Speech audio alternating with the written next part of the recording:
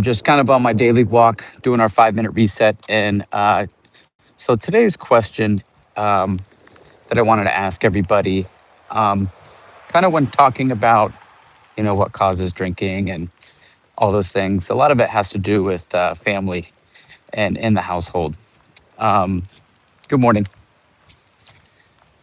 So I wanted to talk about what what in your family, if what in your family causes some of this drinking. So I want to go on to talk about the households that the families normalize the drinking.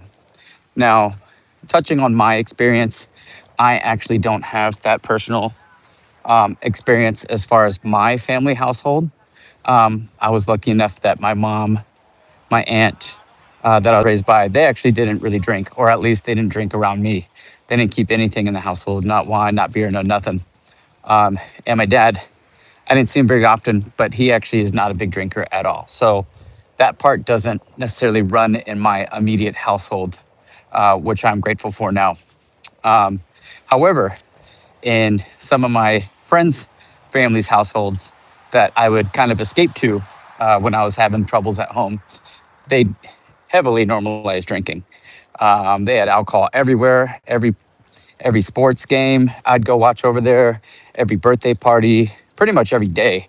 I would go to certain friend's house simply to drink or to get fucked up, smoke weed, all those things. Um, so, kind of what does that say about those households? What does that say maybe about me personally? Um, so, speaking on some of my friends, kind of where they're at now, the ones that were raised in those households, a lot of them, those kind of those habits are catching up to them now. A lot of those drinking habits they had when they were younger, when we were in our teens, early 20s, and now continuing almost into my 40s. A lot of my friends that grew up in those households that normalized alcohol are a lot of them having health problems. Um, I can't speak on their mental health. I don't know where they're at in that phase. Um, I know some of them have had, spousal issues with divorce, separation, things like that. I don't know what really caused that, so I won't speak on that. But going to the health side of things, a lot of my friends that were raised in these drinking substance households are now experiencing a lot of health issues with their kidneys, with kind of diabetes, a lot of things that alcohol doesn't just cause in and of itself, but it definitely contributes to the lifestyle, um, to the actions. It compounds all of the other decisions. So, when you're drinking, or at least when I'm drinking and getting fucked up, I eat like shit. I, you know, um, I just make bad decisions when it comes to my diet. I don't exercise. I'm too hungover. I don't want to walk. I don't want to go anywhere. Um, so I know a lot of my friends growing up in these alcohol households lived a life of not exercising, of eating like shit, of drinking all the time, uh, probably smoking weed and stuff too. But it's catching up. It's definitely catching up to them. And I think they're doing a lot of self reflection and they're looking back, maybe wishing that they had different habits. And I know their parents who, who one have, you know, some of the spouses have now passed away, not due to just, alcohol consumption solely, but that heavily contributed to the other health issues they have for having kind of an early being deceased is the spouses now are, I think, having a lot of regret on those kind of lifestyles that they led before because now they're living alone and essentially with those regrets.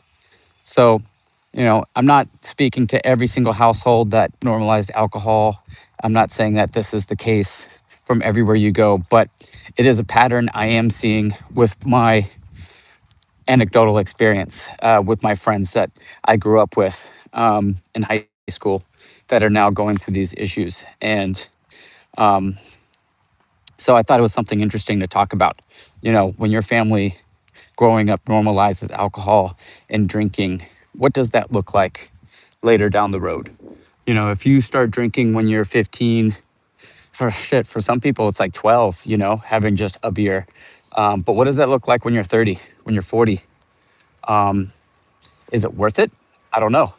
What's the cost of those households, of those, attitudes? And just saying hi to Anthony Davis. I'm doing well. Left to dislike you for just okay. I don't even know. Wait, left a dislike for you there. Plus, do not recommend. Okay, no worries. Nice to meet you too. But anyone who's just checking in right now, we're talking about for those who grew up around family households that normalize drinking, so at an early age, when you're 12, 13, and you're at, friends' house parties. I know, I feel it. Thanks, man. I know you were just joking. It's all good. I appreciate you stopping by and checking in on this talk. So, yeah, for those just joining us, yeah, we're talking about family households that normalize drinking. So for a lot of people, that meant drinking at an early age, essentially. Not necessarily drinking a bottle a day or something crazy, but being exposed to it early, having a beer, having maybe a glass of wine with your parents at these parties. What are the effects? What's the real cost of it? What are you choosing to ignore when you're growing up in these households? Do I like Trump? I don't get too political with this. That's not really my venue. My venue is just talking about dealing with sobriety in real time. I'm not an overly political person. I'm just here to work on my mental health and hopefully help others. But these are all great questions. So, going into these family households, yes, what is the true cost of this lifestyle that has been grown? It kind of goes with like nature and nurture. Is drinking and substance abuse something that we are just naturally, as humans, inclined to do because we feel so much, whether we feel joy or pain, or is it like nurture? Are we being grown into these environments? Is the environment that we're raised into that is leading to this abuse? Because I was mentioning in my story earlier, I don't personally grow up from a household that had drinking or any substance abuse. My mom was very clean, my aunt, very clean. I did not have alcohol in the house. However, I still ran to my friend's house and snuck away to my friend's house all the time that did grow up in those households. So I guess what does that say about environments? I don't think it's a perfect 1-to-1 ratio. So I'd love to hear what you guys have to think. Like when I don't know what type of backgrounds you guys come from. I don't know what kind of households you guys are raised in, but do you think if you were in a household where your parents were drinking all the time and exposed you at an early age, do you think that affects how you are today?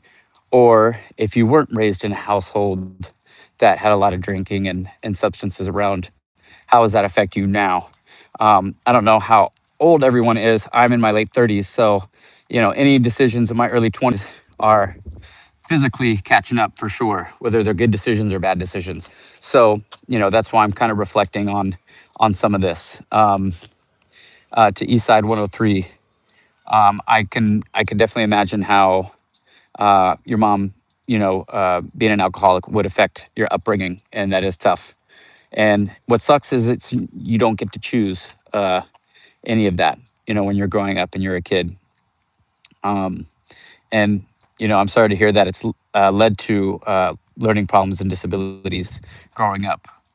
That's a lifelong thing to have to learn how to develop and to work with. That's not easy at all. And once again, you don't get to choose that lifestyle when you're a kid. We don't get to choose the households we grow up in. We don't get to choose the environments that we're developed in. So we just try to make the best of them as we become adults, as we eventually become parents ourselves. We try to break that cycle. And I'm happy to hear that. Well, not happy to hear that your mom, got breast cancer. But I am happy to hear that, at least in her remaining days, that she made those positive changes, not only for herself, but hopefully for you as well. Um, so it seems like it's been quite some time that has passed since you've lost her. And I'm sure you feel that every day. Um, but it's one of those things that when we get older, we reflect about our upbringings and about our family and our households. And in at least today's topic of how it relates to alcohol consumption or substance consumption. Because I said before, I wasn't raised in a household where my mom was drinking or had that around, but yet I still desired that. I still, when my problems of my upbringing or my pain that I felt all the time, I still ran to other people's households that did normalize that. So I think that's something interesting to think about. Um, I've honestly talked so long today, I forgot what the original question was, but it was pretty much just talking about, if you were raised in a household where your family normalized alcohol, what did you choose to ignore? And some of those things are now catching up, and we think about those. And happy birthday to you as well, Eastside 103. 46. That's a good run so far. I'll be 39 pretty soon in May, so yeah, I'm getting up there as well. I'm sorry that it's been so long since you haven't had your mom. I think having our parents, our grandparents, our family is a blessing, um, no matter what. I don't have a great relationship with my dad, but I do still have the power to pick up a phone and give a call. So that's my responsibility. And it's his responsibility too. But I'm grateful that he is still breathing, um, and I'm grateful for my mom as well. So I'm gonna kind of end with this. East Side. I hope you have a great birthday. I hope everyone else that's tuning in right now has a great day and get some time to reflect about their families, their upbringings, and see what type of patterns we can break as we move into adulthood and as we become parents as well. Because we want to break the cycles and create hopefully some new patterns that can be healthy. But I'm gonna end with that. So everyone, take care.